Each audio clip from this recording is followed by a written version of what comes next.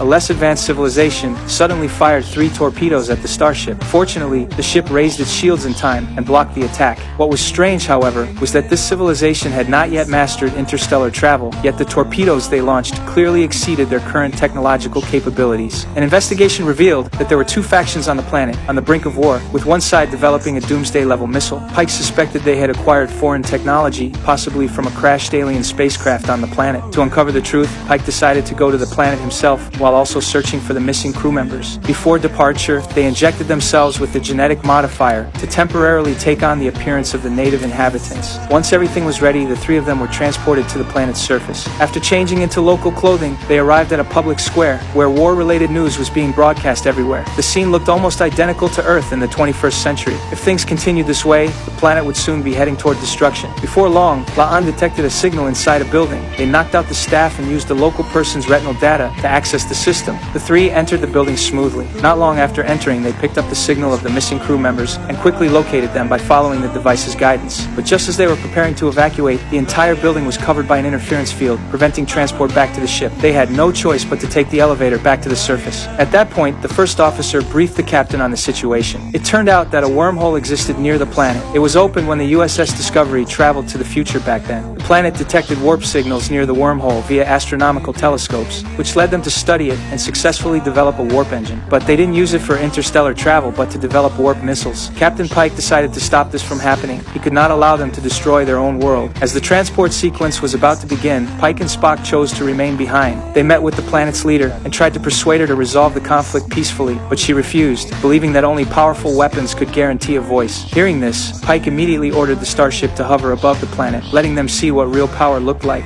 Under the ship's overwhelming presence, the leaders of both sides began negotiations, but progress was slow. As the talks were on the verge of collapse, Pike returned once more and showed them what Earth had gone through during World War III. Under the devastation of nuclear weapons, 600,000 species were driven to extinction, and half of humanity perished. The horrific images left everyone in silence. In the end, the civilization chose to join the United Federation of Planets and began developing its technology in a more responsible way. After the mission, the starship returned to Starfleet headquarters in orbit around Jupiter.